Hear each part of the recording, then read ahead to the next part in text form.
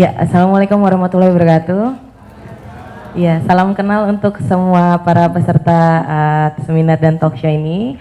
Mungkin langsung aja kali ya, karena time-nya limited, yang ditunggu-tunggu banget nih, kita pengen tahu kan istilahnya gimana sih mungkin di sini para orang tua murid ataupun memang anak-anak yang masih kuliah ataupun masih sekolah pengen tahu supaya menjadi juara Olimpiade Matematika itu seperti apa. Langsung aja kita undang ya Muhammad Abdurrahman Basyah dan Pak Ustadz Adnin Anas. Ya, boleh dipersilakan ke depan Pak. Tepuk tangannya boleh semuanya.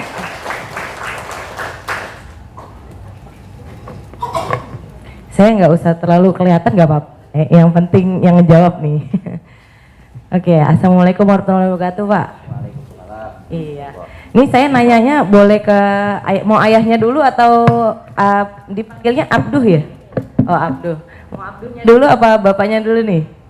Bapaknya dulu ya. Oke, mungkin kita langsung saja nih Pak, pengen tahu kiat-kiatnya untuk memiliki anak yang pintar cermat seperti Abduh ini tuh seperti apa ya Pak ya? Maksudnya memang istilahnya apakah Abduh ini harus kayak 24 jam gitu belajar matematika atau mengatur waktunya seperti apa Pak? Seperti itu Pak. Ya, terima kasih. Assalamualaikum warahmatullahi wabarakatuh. Bapak-bapak, ibu-ibu hadirin sekalian, saya sebelumnya mungkin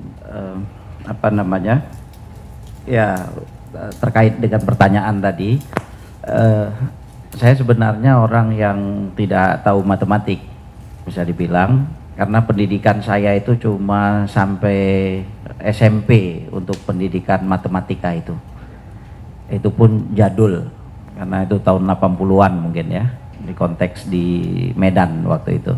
Karena habis itu setelah tamat SMP saya ke pesantren. Biasanya pesantren dulu dan mungkin masih sampai sekarang itu seperti image matematika tadi itu ya seperti yang tadi, artinya masih susah, kadang menyeramkan, apalagi tahun 80-an seperti itu. Jadi saya lemah di dalam matematik karena cuma sampai tamat SMP saya belajar itu. Biarpun itu SMP yang terbaik di Medan waktu itu. Nah, kemudian saya ke pesantren di Gontor yang ya belajar agama, artinya juga berarti terpisah dengan dunia matematik biasanya. Anak-anak pesantren itu atau kalangan ustadz itu dulu ya, atau masih sampai sekarang juga biasanya lemah dalam matematik. Nah, jadi agak ya memang kurang dan jauh begitu. Dan saya punya keinginan, tadi pertanyaannya gimana ya, kiat-kiat itu berangkat dari agama dulu. Jadi pengalaman saya waktu Abduh itu TK, saya berpikir saya kan dari pesantren, saya perlu anak itu tahu agama dulu gitu. Jadi saya kurang tertarik itu les bahasa Inggris atau yang sifatnya umum lah. Yang penting anak saya ini ngerti agama dulu, karena saya latar belakangnya pesantren. Jangan bapaknya ngerti agama, anaknya enggak. Jadi saya belajar awalnya itu artinya mengajarin anak. Saya panggil 3 guru ke rumah plus saya 1, jadi 4. Secara rutin hampir tiap hari itu ganti-gantian. 3 guru itu, 1 guru Al-Quran, Hafiz, kemudian guru fikih, kemudian guru bahasa Arab, dan saya guru yang lain-lain yang terkait dengan agama. Alhamdulillah itu berjalan sampai 4-5 tahun. Jadi anak saya insya Allah bahasa Arabnya juga ya lumayan lah itu. Kemudian hafalannya itu sebelum waktu TK dia udah 2 juz. Waktu TK sebelum masuk SD udah hafal 2 juz. Padahal tamat SD targetnya 6 juz. Targetnya 2 juz. Di Nurul Fikri itu targetnya 2 juz atau 3 juz. Jadi anak saya sebelum masuk udah hafal 2 juz dulu. Sekarang baru 6 juz. Bahasa Arabnya alhamdulillah itu materi di pesantren saya ajarkan. Fikih yang tadi pun dipelajarin dalam bahasa Arab gitu. Itu 4 tahun. Jadi untuk matematik sebenarnya masih relatif baru, itu baru kelas 5 SD. Ya sebelumnya ada kursus seperti yang di KPM lain sebagainya. Cuma itu masih belum menjadi satu yang tadi dibandingkan dengan agama. Jadi saya mulai dulu dari agama karena saya dari pesantren, saya harus ngerti karena saya punya banyak buku, ratusan buku dalam bahasa Arab. Buku itu akan mau dikemanakan nanti kan?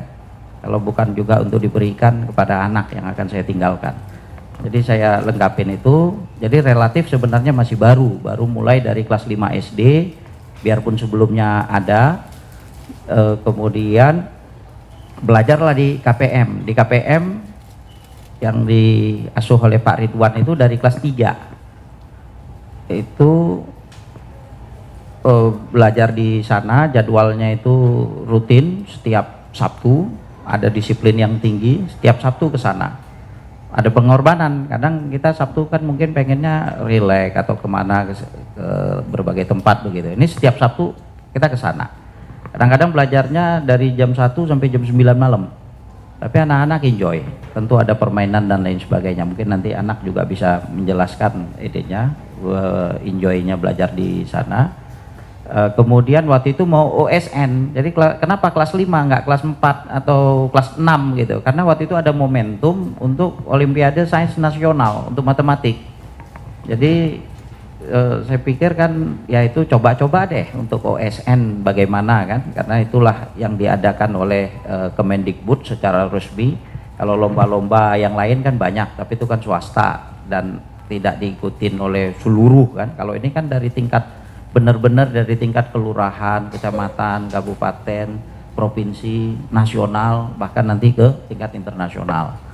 Alhamdulillah saya coba itu waktu kelas 5 beberapa bulan sebelum OSN. Nah tadi kiat-kiat tadi itu karena dia kan hafalan Qurannya tiap hari. Kalau Quran itu kan saya ngantar misalnya naik motor nih ke sekolah, kan di atas Quran kita ngulang, di atas motor kita kan ngulang hafalan. Tadi yang kita baca tadi coba di atas motor diulangin gitu kan. Kalau orang Quran dia kan harus mengulang syaratnya. Itu kalau nggak mengulang lupa. Nah jadi karena kebiasaan mengulang itu ada kan, belajar agama itu diantaranya kan mengulang. Kalau untuk Quran diantaranya mengulang. Tinggal kalau untuk matematik ya ngulangin aja kan begitu.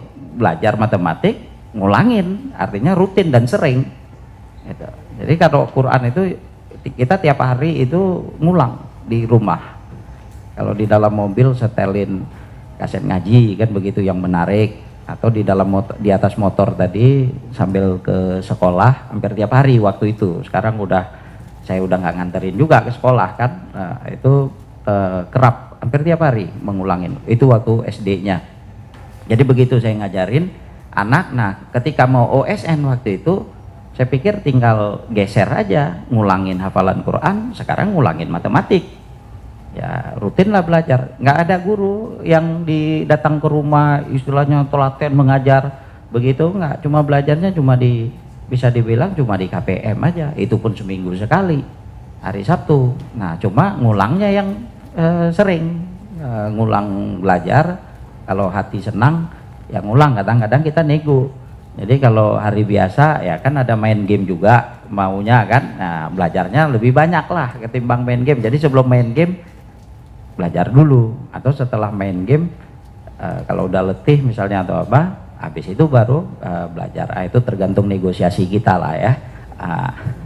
Jadi yang tadi itu mungkin mengulang rutin, itu diantara ininya. Tentu bukan itu saja, ada guru yang hebat, itu sebuah pengaruh yang sangat besar, karena di tangan guru yang hebat, yang biasa-biasa aja menjadi hebat.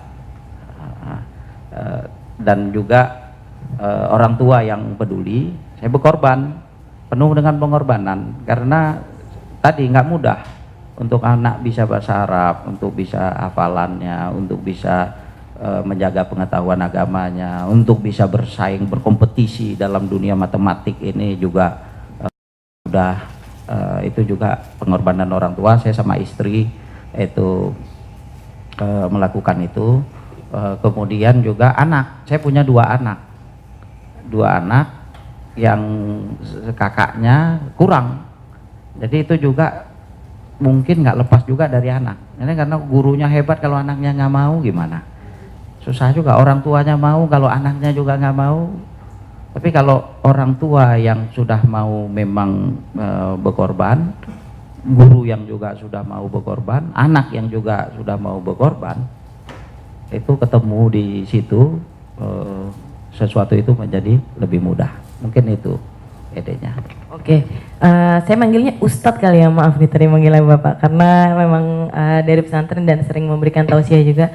Oke Ustadz, kita mau nanya nih, pastinya yang lain juga pengen tahu. Dari awal ini Abdu tuh udah kelihatan kayak jagoan matematika atau gimana ya? Kan kita nih mungkin ada sebagian dari sini atau putra putrinya gitu, kita belum tahu nih bakatnya kemana. Memang ada atau ditumbuhkan, Ustadz? Saya lihat, kalau saya lihat senang dulu yang penting. Jadi yang tadi itu kayak misalnya matematik kan mungkin relatif lambat. Ada orang ngejarnya kan dari kelas 1 udah ininya cepat. Jadi kalau yang tadi itu dia ada piala-piala, kalau dari kelas 1 sampai kelas 4 rata-rata di dalam hafalan Qur'annya. Pernah dapat piala bergilir Hidayat Nur Wahid yang tadi. Kemudian adalah beberapa piala. Jadi kalau dia diutus dari sekolah, itu dari TK atau dari SD kelas 1 sampai kelas, ya kurang lebih sampai kelas 4, bahkan kelas 5 sekarang masih juga ibaratnya itu dalam hafalan Quran, bukan dalam matematik.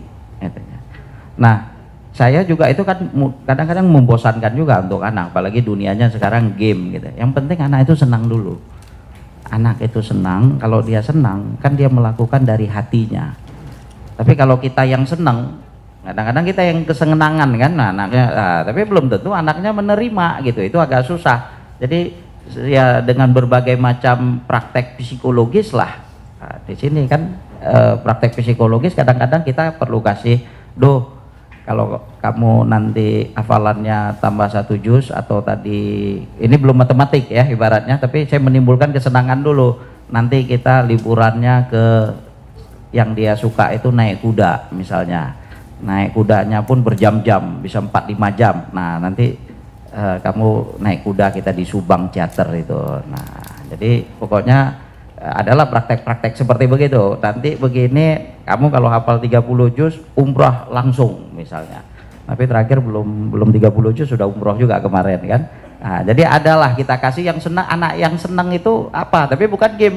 Senangnya beli iPad, beli PS. Itu yang enggak. Nah, tapi kalau senangnya misalnya kita jalan ke sana, kita ke sini, itu saya akan lakukan. Yang penting anak itu senang dulu. Nah, dari situ mungkin kalau dia sudah senang, nampak ada memang juga ada bakat sepertinya kan, nampak dia suka, dia senang. Nah, di situ kita masuk. Jadi memang ya perlu pendanaan juga kan, karena untuk kita tadi nego tadi hafal ini, hafal 1 juz 30 kita ke sini, juz 29 lebih jauh lagi, 28 lebih jauh lagi. Nah, juz 27 kita keluar negeri, ya ke Malaysia lah misalnya kan. Jadi anak juga jadi termotivasi kan. Ini dia kan capek juga untuk menghafal, untuk itu kan letih juga gitu. Nah, sementara kita nggak ngasih apa-apa juga kan, nggak nyaman juga untuk anak kan. Nah, jadi apa yang dia senang yang itu. Tapi saya berusaha yang senang itu bukan jangan menjerumuskan. Kadang ada kita kasih anak itu, ini dia senangnya main game, kita kasih game, ya sudah terakhir itu malah membuat lebih malas. Jadi anak itu senang dulu. Kalau sudah senang itu mungkin dia bakatnya ada, akan lebih nampak gitu. Bakat juga ada nampak. Oh, dia lebih senang berpikir dengan logika. Saya masukkan waktu itu juga ke kursus Sakamoto ya, karena itu membuat anak juga untuk berpikir. Itu juga kursusnya sangat terbatas gitu. Oke, Masya Allah, keren ya Ustadz ya. Jadi istilahnya memang butuh pendanaan untuk ini nih, negosiasi sama Abdu ya. Abdu seneng nih kayaknya kalau misalnya mungkin awal-awal dikasih coklat, dikasih apa, tapi jangan coklat Valentine ya. Oke, nah terus masalah pendanaan nih Ustadz. Nah, saya pernah dengar kan berarti sekarang nih muridnya Bapak Ridwan juga ya. Oke, masalah pendanaan mahal nggak sih kalau misalnya kita mau khusus sama Pak Ridwan ini? Itu tahu saya sih katanya dengar-dengar ikhlasnya ya Ustaz. Ya. Jadi tadi kan belajar matematikanya bisa dibilang ya selain tadi Sakamoto itu juga sangat terbatas, seminggu sekali atau mungkin seminggu 2 kali, dan itu juga cuma 1,5 jam ya, ke KPM setiap Sabtu dari kelas 3. Nah itu juga berat ya, karena soal-soalnya kan olimpiade ya, atau yang diajarkan tuh bahasa Inggris. Nah kalau dia tadi nanya ke kita kan susah kita jawabnya. Ibaratnya saya sampai bilang udahlah ya, kalau yang kamu tahu saya belum tentu tahu. Nah, tapi kalau yang saya tahu, kamu pasti tahu, kan begitu idenya, karena tingkatnya berat. Nah, terkait dengan pendanaan di KPM itu ada satu sistem bayar seikhlasnya. Jadi orang tua yang ibaratnya anak-anak yang belajar di sana itu seperti misalnya hari Sabtu kita belajarnya dari jam 1:30 katakan sampai jam 5. Bahkan kalau semester yang lalu itu sampai jam 9 malam untuk yang kelas istimewa. Itu beberapa tahun itu seperti itu, kurang lebih 3 tahun itu belajarnya dari 1:30 sampai sekitar jam 9 malam. Itu bayar seikhlasnya. Tapi ikhlas ini bukan artinya gratis, karena surat Al-Ikhlas nanti jadi surat gratis. Ada orang menerjemahkan ikhlas itu gratis, dan kita sudah buat lomba juga. Selain ini kita buat lomba Fakhruddin Ar-Razi Competition. Itu alhamdulillah tahun ini insya Allah yang tahun yang kelima. Itu juga bayar seikhlasnya. Jadi artinya kita bukan cuma ibaratnya anak itu belajar di sana, tapi juga kita membuat lomba. Biasanya orang lomba itu bayar, tapi kita buat lomba bayar seikhlasnya. Nah, jadi saya setuju ya, karena konsep pendidikan bagi saya itu adalah keikhlasan. Kalau guru udah bayar, artinya nanti ya udah pokoknya udah 1 jam, sekarang kita lewat 15 menit, nanti kamu nambah bayarnya ya. Nah, itu udah susah itu. Ketika lagi asik ngajar belajar kan, tiba-tiba ini udah 1 jam ini, berhenti sekarang langsung. Nah itu macam-macam lah, itu satu bab tersendiri. Tapi di KPM itu kalau untuk belajar seperti itu, sehingga itu membuka peluang siapapun untuk datang. Nah dibandingkan dengan yang lain tentu itu lebih berat, termasuk seperti Sakamoto itu 350.000 itu dalam 1 bulan, atau bahkan kursus kalau untuk olimpiade itu lebih berat biasanya, karena bisa jadi sejam itu kan 100.000 ya, 1 jam, atau 150.000 itu bisa jadi. Itu pun tergantung guru, kalau gurunya levelnya lebih tinggi lagi itu per anak gitu. Tapi untuk sistem yang ada itu seikhlasnya katanya. Masya Allah, jadi benar-benar klinik pendidikan matematika yang nanti mungkin Bapak Ridwan akan terangkan ini sangat menarik ya, seikhlasnya gitu. Tapi jangan gratis ya gitu, karena setahu saya itu KPM ini untuk pembangunan dari klinik itu sendiri. Jadi maksudnya pembangunan gedungnya dan istilahnya pemberdayaan murid-muridnya juga, kan juga kayak olimpiade kan, kalau misalnya pergi ke luar negeri kemana-mana kan per pembiayaan, makanya biayanya itu lebih ke sana gitu. Cuman saya tahu pasti memang pembayaran seikhlasnya, jadi luar biasa ya Ustadz ya. Oke, mungkin karena waktunya limited, saya pengen nanya langsung nih sama Abduh, boleh ya? Oke, Abduh, kira-kira kenapa sih mesti matematika? Kenapa nggak bahasa Inggris atau olahraga? Kan suka game nih. Kalau menurut saya sendiri, matematika itu soalnya unik. Pelajarannya itu beda sendiri dengan yang lain gitu. Karena matematika itu kan lebih kita menentukan misalnya nilai X atau berapa gitu. Jadi meneliti gitu. Oh gitu ya? Oh berarti ini kalau olimpiade udah beda ya soalnya ya. Saya taunya cuma 2 tambah 2 4 gitu, kali 2 8. Oh ini pakai variabel semua ya? Iya. Masya Allah. Kalau dalam kehidupan sehari-hari matematika tuh bermanfaat apa ya Abdul ya? Kalau dalam sehari-hari biasanya saya di sekolah misalnya membantu yang lain misalnya. Jadi guru juga kayaknya di sekolah nih. Kalau di sekolah biasanya belajar kalau misalnya ada lomba bantuin yang lain kalau nggak bisa gitu. Oh, terus udah gitu kalau sehari belajar matematikanya berapa lama nih Abduh?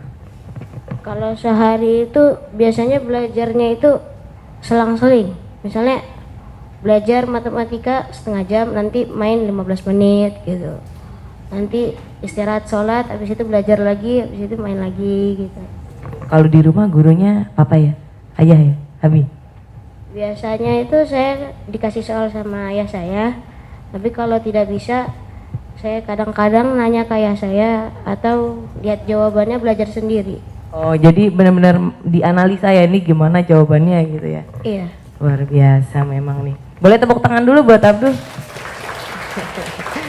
Oke, terus mau nanya juga nih, kalau di KPM ngapain aja Abdul? Kalau di KPM itu kan datang setengah 2, berangkat kira-kira dari rumah jam 12. Sampai ke sana itu awalnya itu belajar.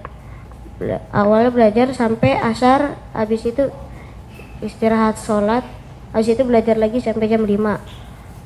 Kalau sekarang setiap 2 minggu sekali itu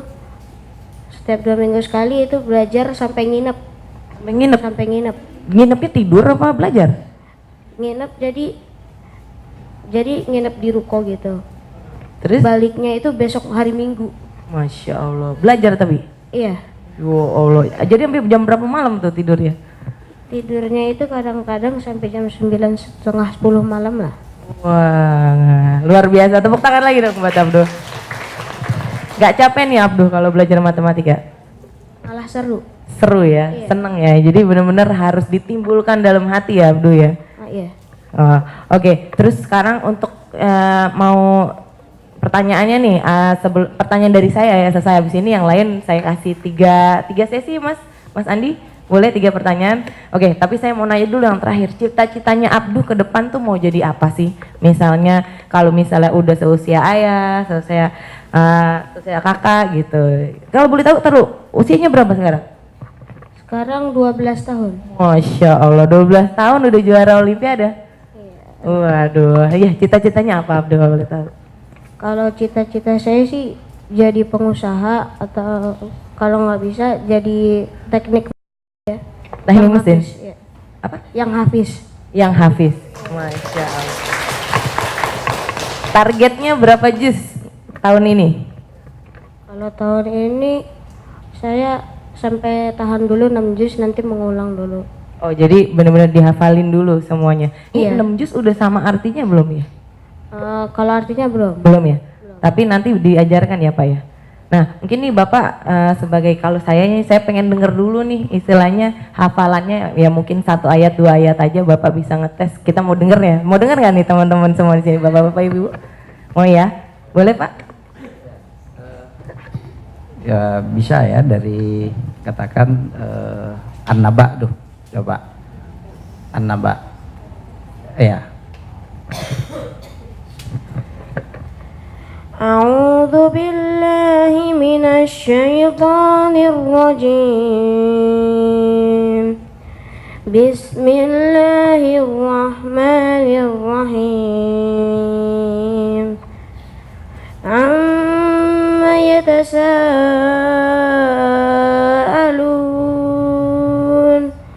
'anil naba'il 'azim الذي هم فيه مختلفون كلا سيعلمون ثم كلا سيعلمون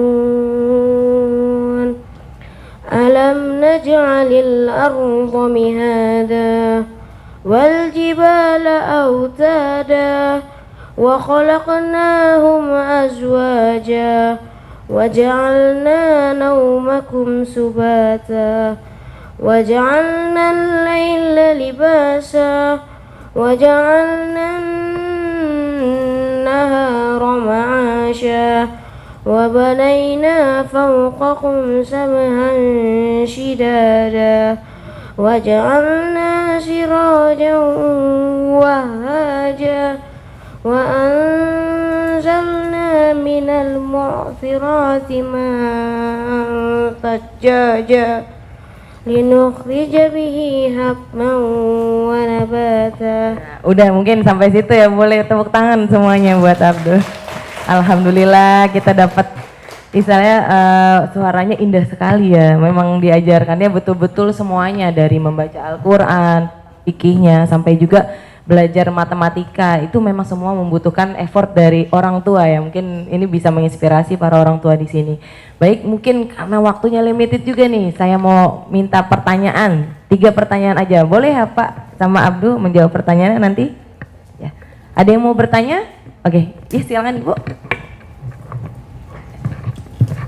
Mungkin kita kumpulkan saja ya 3 pertanyaannya karena waktunya limited. Jadi Ibu silakan.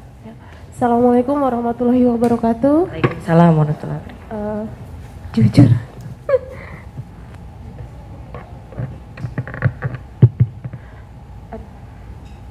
maaf saya sedikit melankolis mendengar Ananda Abdu ya.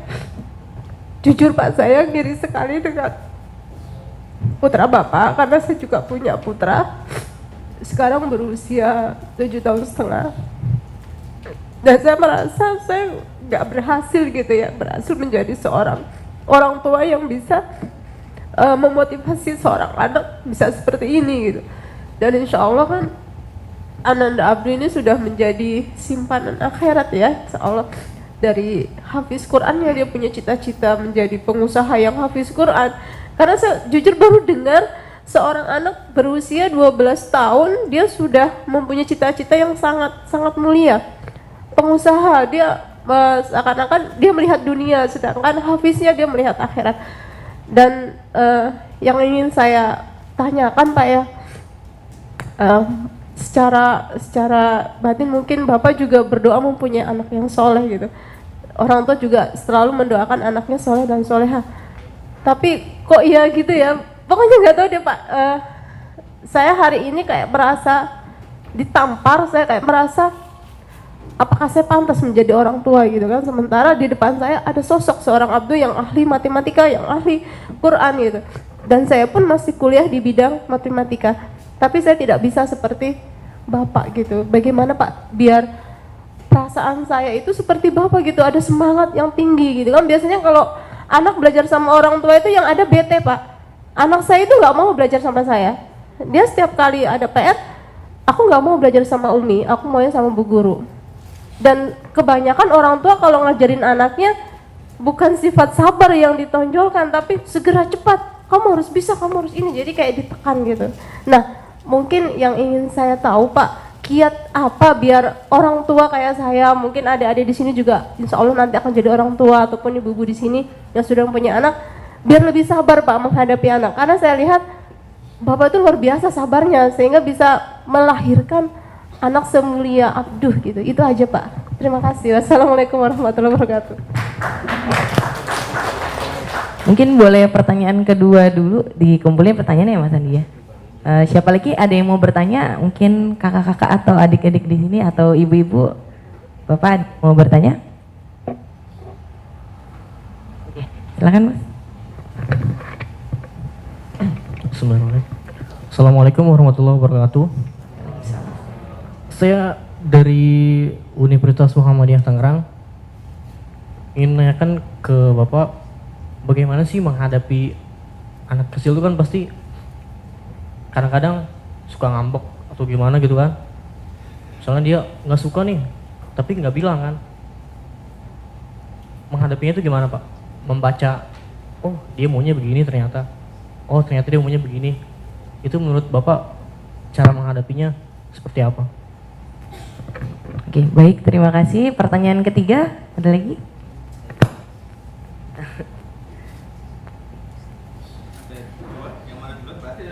Iya, boleh. Oh, ya, dua ya? Ya. Empat pertanyaan. Baik, terima kasih. Assalamualaikum warahmatullahi wabarakatuh. Waalaikumsalam. Nama saya Eko. Saya datang satu keluarga, alhamdulillah. Istri saya sama anak-anak saya. Ini umur 13, 11 dan 9. Saya mau minta tolong De Abdur, tolong kasih tahu caranya nih ke saudara-saudaranya De Abdur ini. Gimana kok De Abdur bisa luar biasa seperti itu Mungkin bisa ya bagi trik-triknya buat saudara-saudaranya ini. Terima kasih. Assalamualaikum warahmatullahi wabarakatuh. Ya, yang terakhir silakan. Saya Jamhuri dari Tangerang. Kebetulan orang tua juga, anak saya berumur sekitar 12 tahun juga, sekarang kelas 6 SD. Nah, saya mau minta pendapat dari Pak Ustadz. Menurut pendapat Pak Ustadz, apakah saat ini lebih tepat anak kita itu masuk ke pondok, ya? Di kami ada rencana untuk masukkan ke pondok di Sukabumi, atau bersama kita saja di rumah gitu. Bagaimana pandangan Pak Ustadz? Kemudian di hari-hari itu, apakah di rumah Bapak itu ikan TV gitu dengan demikian bebasnya, karena banyak hal-hal yang kurang baik di sana. Demikian, terima kasih Pak Ustadz. Baik, terima kasih. Mungkin dijawab dulu ya sama Ustadz dan Abduh. Silakan. Terima kasih ibu-ibu, bapak-bapak. Yang pertama tadi saya niatkan ibadah. Apa yang saya lakukan itu adalah dalam rangka untuk izzah, untuk kemuliaan agama. Jadi ketika misalnya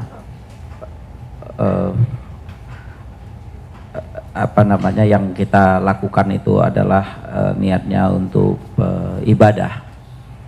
Ketika ada masalah-masalah, ini kan investasi lah untuk akhirat ya. Jadi bagaimana kita dekat dengan anak. Saya berusaha untuk mencari momen-momen itu. Makan bersama. Kami punya banyak lah. Kami juga suka travel ke Bromo, nginap di sana, driving ke Jawa ya, lewat selatan, lewat Pantura, lewat jalur tengah.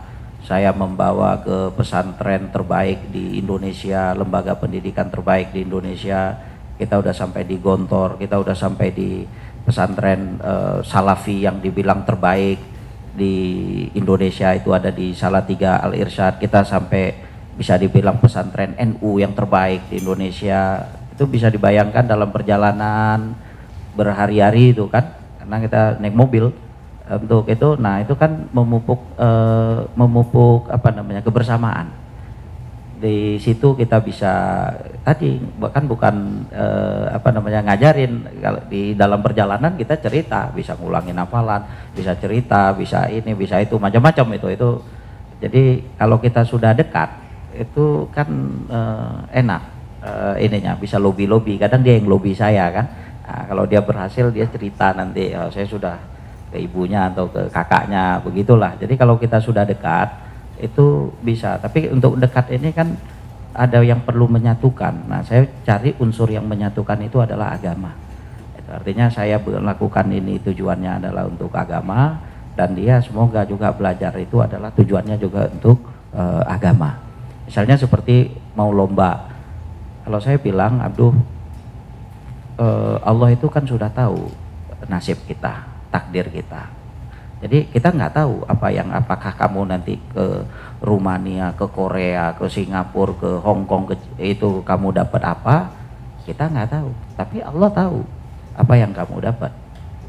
Nah di situ kan saya berusaha untuk selalu menggunakan momentum itu untuk mendidik, termasuk agama. Allah sudah tahu dan Allah sudah tentukan. Nah yang kita biarpun bekerja keras, tapi kalau dia belum berkehendakin, bisa jadi kamu emas, bisa jadi perak, bisa jadi perunggu, bisa jadi nggak berangkat malah. Bisa jadi dan dia pernah mengalami hal-hal seperti itu. Ada emas, ada perak, banyak pengalaman, bahkan sakit termasuk. Pernah ke Surabaya itu mau lomba, jadi buru-buru mikir lomba, terakhir malah ke rumah sakit. Nah, jadi adalah pengalaman begitu. Jadi pengalaman itu kan indah kalau kita kaitkan dengan agama. Jadi berpikir lomba kemudian untuk menang, saya tidak itu, karena nanti malah stres, dan ngajarin anak juga stres itu, karena kita udah ini. Tapi kalau kita niatkan itu untuk ibadah, dan saya selalu berusaha menanamkan itu, dan anak itu saya didik seperti itu.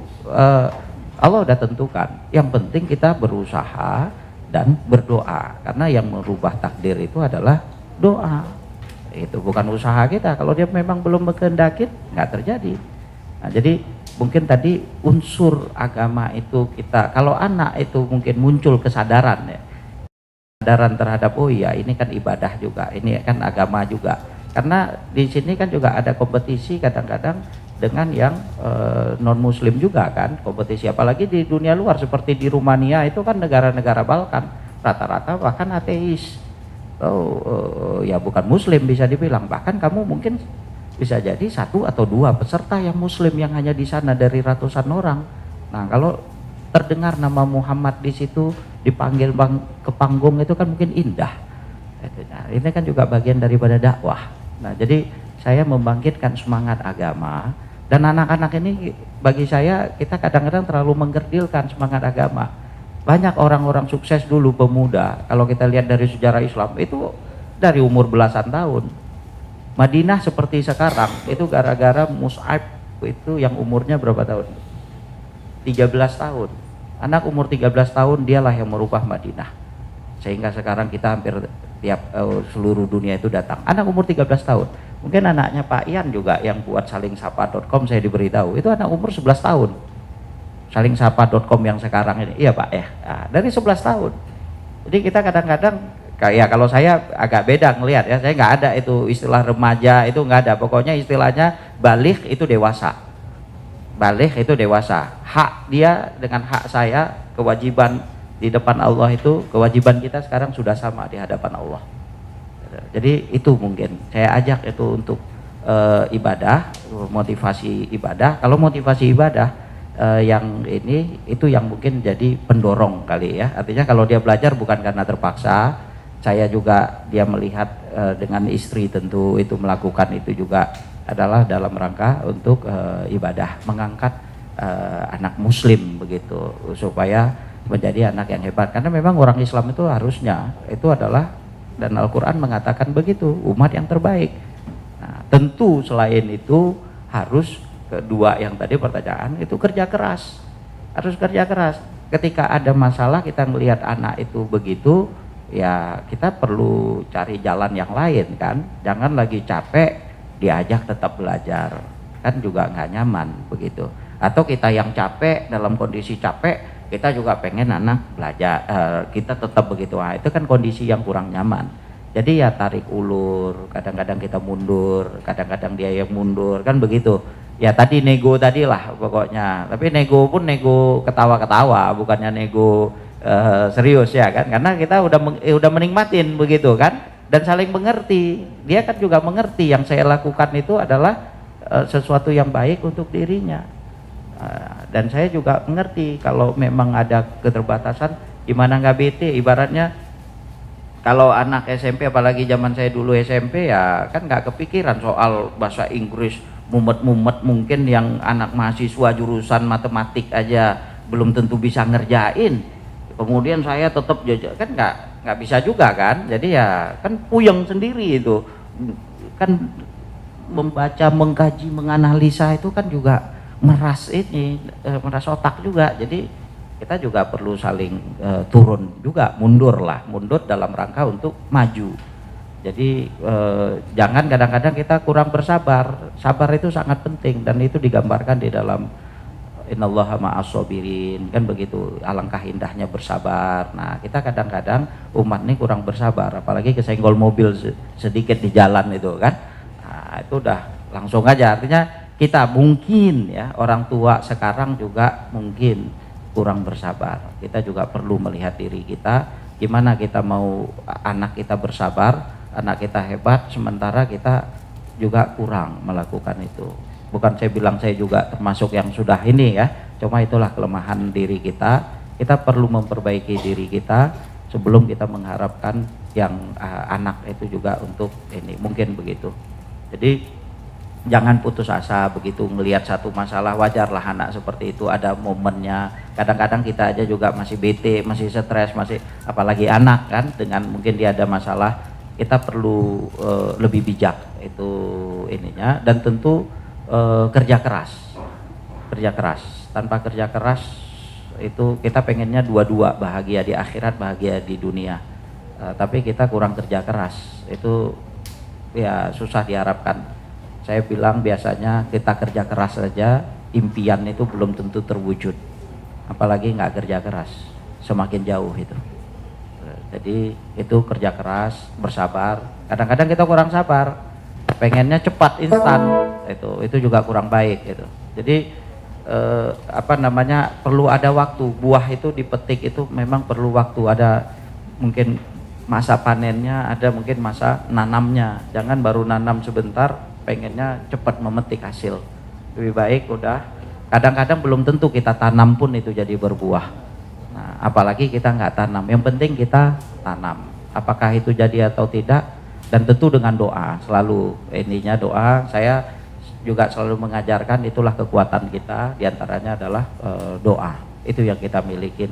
Kadang sejauh apapun kita usaha, kalau doanya kurang, itu kurang berhasil intinya. Kadang kita usahanya kurang, kalau istilahnya Pak Ridwan itu beruntung. Nah ini Abdul ini termasuk ada momen-momen yang dia beruntung. Ada kawan-kawannya yang kebetulan kadang-kadang kurang beruntung. Nah, ada faktor keberuntungan. Untung itu disebabkan bukan hanya usaha, kan ada banyak faktor di luar sana, di dalam diri kita, macam-macam itu yang menyebabkan keberuntungan itu terjadi. Nah diantaranya kan adalah kehendaknya. Nah kalau supaya itu terjadi, doa itu upayakan ada gitu. Jadi jangan cuma berusaha. Kemudian yang ketiga tadi Pak, maaf agak sedikit ini tadi yang terkait apa Pak? Yang ketiga? Itu yang keempat ya. Saran untuk keluarga. Ya kalau dari saya sendiri, pertama harus nganggap pelajarannya itu pelajarannya itu mudah. Habis itu yang kedua itu yang diperlukan, jangan kerjain soal yang terlalu susah, karena nanti yang terjadi malah nggak bisa dipikir, nggak bisa mikirnya gitu, malah nggak masuk nanti pelajarannya. Terus itu yang paling penting lagi itu harus ada ibadah, doa kepada Allah.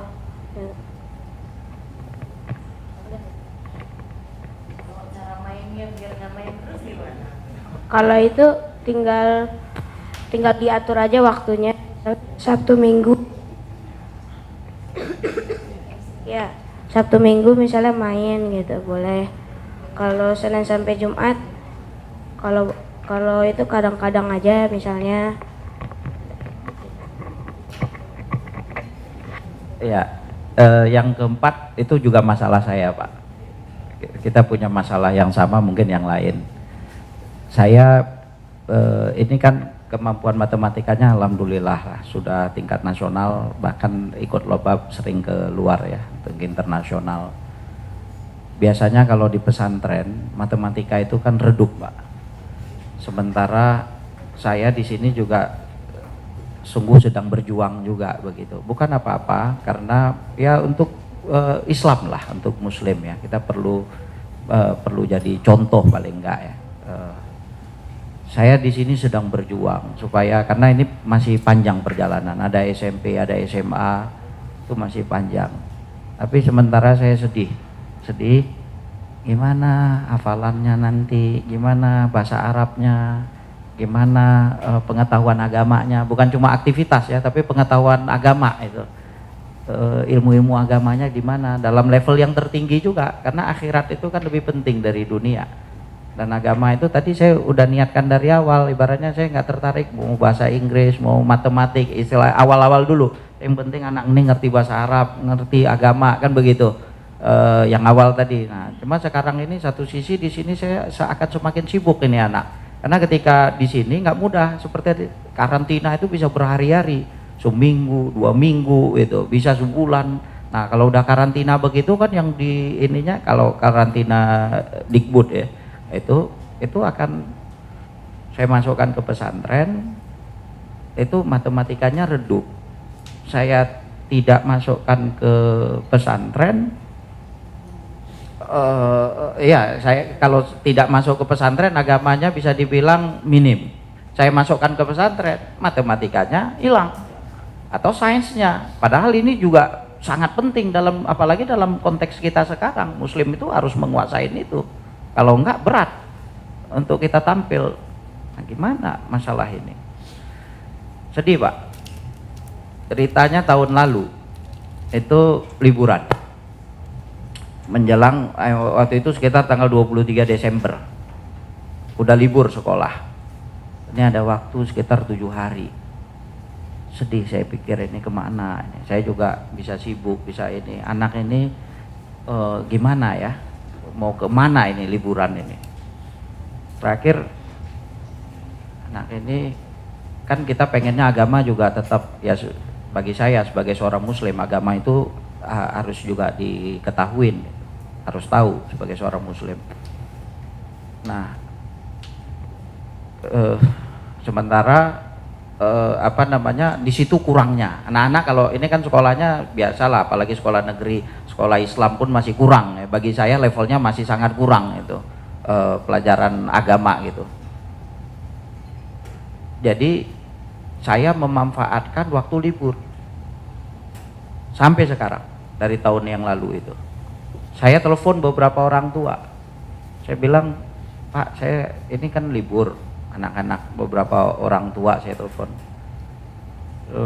Saya kepikiran, saya pengen ngajarin anak ini, Pak, anak saya supaya waktu itu bermanfaat. Nggak ada libur istilahnya, libur ya tetap bermain atau apa, tapi kan kita perlu isi dengan kegiatan yang bermanfaat. Jangan hafalannya tiap hari sibuk, tiba-tiba libur bablas banget, kosong sekali. Saya telepon beberapa orang tua, Pak. Saya bilang, saya punya masalah yang sama tadi, pengen cari solusi. Sekarang gimana, Pak? Karena kalau ngajar anak sendiri juga kan susah, Pak. Anak belum tentu mau juga. Saya juga perlu yang tadi tuh, dia kan perlu dengan teman-teman dia yang dekat kan. Nah, terakhir ada beberapa orang tua saya telepon, gini deh, saya mau nggak kalau anak-anaknya saya ajarin agama, saya bilang begitu. Orang tua nyambut, ada beberapa orang tua nyambut, Pak, Ibu. Jadi tahun yang lalu terakhir kita karantina. Kalau yang biasanya karantinanya matematika seminggu, sekarang karantinanya agama seminggu. Jadi kita ke teater itu, nginap di sana sama orang tua dengan anak. Itu saya ajarin agama, bahkan dari habis subuh, lebih sibuk dari jam pelajaran itu. Dan yang ngajarin, ya maaf lah, biasanya kalau di pesantren pun ngajarin ada juga yang umur 18-19 tahun kan. Nah, kita yang ngajarin yang udah kesana kesini. Saya ajarin anak-anak ini dia dengan kawan-kawannya yang kebetulan di KPM juga. Anak-anak itu di KPM ada beberapa orang, saya ajarin berhari-hari di sana 5 hari. Bahkan ada, saya punya beberapa banyak mahasiswa yang aktivis-aktivis juga. Ada yang ketua umum PII misalnya, yang udah biasa training lah dan lain sebagainya. Nah, itu saya ajak bergabung. Ini saya punya anak-anak yang pinter-pinter nih. Biasanya yang belajar agama kan biasanya yang dikirim ke pesantren kan yang udah susah diatur di rumah. Yang pinter-pinter kita pokoknya udahlah, kebayangnya ITB, UI, UGM kan gitu. Yang udah agak susah-susah ini baru. Nah, kita memberi yang bukan barang yang terbaik kepada Islam. Yang terbaik kita agak jauhkan. Nah, ini kan anak-anak pinter. Nah, terakhir saya ajarin sendiri, Pak, berserta kawan-kawannya, itu bahasa Arab dan cepat. Kita ngajarinnya kan kalau belajarnya 1 hari 8 jam, biasa kan belajar kursus misalnya bahasa 1,5 jam. Itu saya ajarinnya 8 jam. Ya diantaranya ya tentu ada mainnya, ada ininya, itu teknis saja lah. Tapi kalau dari jam 4:30 atau jam 5 berhentinya sampai jam 10, dan alhamdulillah itu jalan. Sekarang bahkan kemarin kami baru pulang umroh bareng-bareng. Ini anak-anak ini saya bawa ke Mekah, bahkan saya jumpain sama orang Arab bicara sama mereka. Ada kita buat sendiri, namanya itu pesantren holiday. Ya pokoknya untuk itu aja. Jadi kita mengisi waktu. Masuk setiap tanggal merah kita akan belajar. Tanggal 19 nanti itu Imlek kita belajar. Sabtu, Ahad, pokoknya ada waktu kosong kita belajar dan anak-anak ini senang. Nah, jadi tapi itu kan berat, itu berat dan alhamdulillah itu jalan itu. Jadi kami sekarang udah belajar fikih dalam bahasa Arab, akidah dalam bahasa Arab, udah pada anak-anak yang tadi itu. Jadi manfaatin waktu kosong. Nah, tapi kalau kita sendiri, kita pengennya di rumah, tapi kita sendiri juga nggak bisa handle, nggak ada yang begini. Nah, itu ya lebih baik kita ke pondok. Tapi di pondok berarti kan ada konsekuensi, artinya kita mau memberi lebih nggak bisa, karena kita udah titipkan. Nah, kurang dan lebihnya ya kita ambil. Salah satu solusinya ketika dia kembali, baru yang kekurangan itu dipermak, di ini kan. Tapi kalau kita sekarang di sini, yang kurangnya kan biasanya agama. Nah, bagaimana? Jadi saya buat bayangan, Pak. Ada bayangan, ada guru bayangan misalnya. Jadi kalau misalnya di sekolah tadi, saya panggil yang guru ngerti agama. Biarpun saya juga bisa, tapi saya panggil lagi guru itu. Ada guru bayangan. Ada pelajaran yang dia kurang tersentuh, ada kurikulum bayangan. Jadi buat sendiri. Jadi saya punya, Pak, Ibu, materi dari ibaratnya yang di Gontor, saya beli semua buku yang ada. Itu ada di rumah saya, materi yang dari kelas 1 sampai kelas 6. Itu ada, saya punya. Jadi saya buat seperti bayangan ininya. Lagu juga begitu. Tadi kan TV kan, saya punya kaset di rumah itu, VCD itu mungkin sampai 500 lebih. Saya nyari, memang saya nyari itu. Kalau di IBF ada pameran buku, ada apa, saya ke Malaysia, saya ke Arab misalnya, saya cari apa sih film yang terbaik yang ada di negara itu, atau di misalkan teman-teman saya yang ada di ini, saya berusaha, tak ada yang di Eropa, tolong dong kirimin kalau memungkinkan, kalau enggak ya sudah. Jadi lagu pun lagu bayangan ketimbang lagu yang kayak begitu. Jadi lagu-lagu nasyid yang baik dari Arab atau Inggris, Indonesia, saya ini kan. Jadi kalau tidak, kasihan anak-anak sekarang. Mungkin lebih rusak kondisi sosial anak-anak sekarang, apalagi cucu kita nanti, dibandingkan kondisi kita yang lalu. Jadi saya berusaha itu TV, CD, kaset-kaset bayangan, lagu-lagu bayangan yang ada, atau buku juga nggak sembarang buku yang dibaca, novel apa itu yang nggak ngerti saya, yang Doraemon lain sebagainya, saya cari novel-novel Islam yang bayangan begitu. Jadi itu diantara upaya. Tentu berat ya, makanya perlu komunitas. Nah, tadi saya buat komunitas juga. Gitu. Ini kan sebuah perjuangan, kita menghadirkan sesuatu yang baik, apa yang dia lihat, apa yang dia baca, apa yang dia dengar.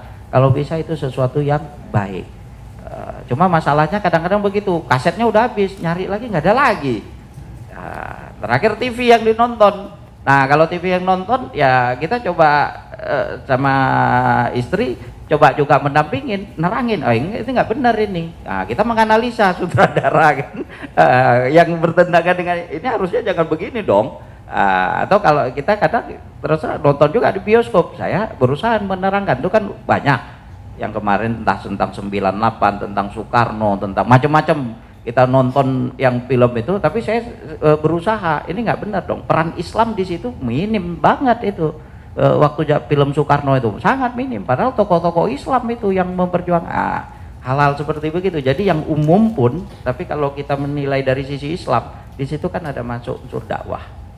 Itu diantaranya yang ininya. Jadi nggak apa-apa nonton yang umum, tapi kasih tahu di situ ada masalah. Jangan kita biarkan. Itu diantaranya. Baik, terima kasih untuk waktunya pada Ustadz Adnan dan juga aku.